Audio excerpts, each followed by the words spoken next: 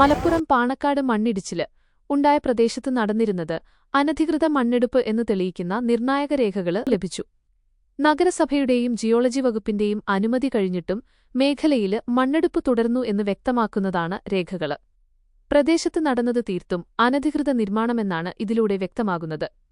ഇക്കഴിഞ്ഞ June 19 geology വകുപ്പ് നൽകിയ പാറ പൊട്ടിക്കാനുള്ള അനുമതി കഴിഞ്ഞത്. നഗരസഭ നൽകിയ മണ്ണെടുക്കാനുള്ള അനുമതി ജൂൺ 20 കഴിഞ്ഞിരുന്നു. അനുമതി പുതുക്കിയിട്ടില്ലെന്ന് നഗരസഭാ ചെയർപേഴ്സണ് റിൻഷ പറഞ്ഞു.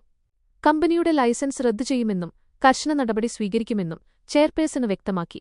മണ്ണിടിച്ചില് സാധ്യത അവഗണിച്ച് ഏപ്രിൽ 1 മണ്ണെടുക്കുന്ന ദൃശ്യങ്ങളും റിപ്പോർട്ടറിന് ലഭിച്ചു. 21 ലക്ഷത്തോളം സന്തുഷ്ടരായ ഉപഭോക്താക്കളും 2 ലക്ഷത്തോളം തിമിര ശസ്ത്രക്രിയകളും പൂർത്തിയാക്കിയ മലബാറിലെ ഏക കണ്ണാശുപത്രി Al Salama high hospital, hospital road, Perinthalmanna. വലിയ അനാസ്ഥയാണ് സംഭവിച്ചതെന്നാണ് വിലയിരുത്തല്. പരിസ്ഥിതിലോല മേഖലയില് എങ്ങനെയാണ് മണ്ണെടുക്കാനും പാറ പൊട്ടിക്കാനും അനുമതി നൽകിയത് എന്നാണ് ഉയരുന്ന വിമർശനം. പരപ്പനങ്ങാടി ചെട്ടിപ്പടി സ്വദേശി നൌഫല് കടക്കാടനാണ് സ്ഥലം ഉടമ. ഇവിടെ ഷോപ്പിംഗ് കോംപ്ലക്സ് നിർമ്മിക്കാനായിരുന്നു പ്രവൃത്തികള് നടന്നിരുന്നത്.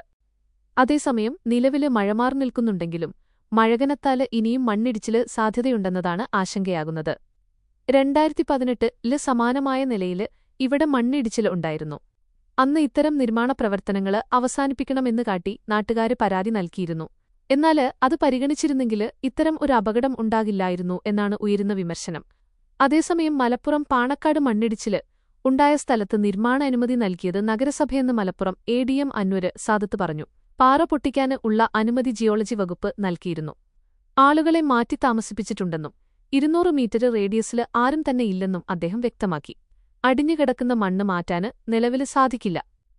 കൂടുതലും മണ്ണ് മുകളില് നിന്ന് താഴേക്ക് വരുന്നുണ്ട്. മഴ മാറി നിന്നാലു മാത്രം മണ്ണ് മാറ്റാന് സാധിക്കുകയുള്ളൂ എന്നും അദ്ദേഹം പറഞ്ഞു.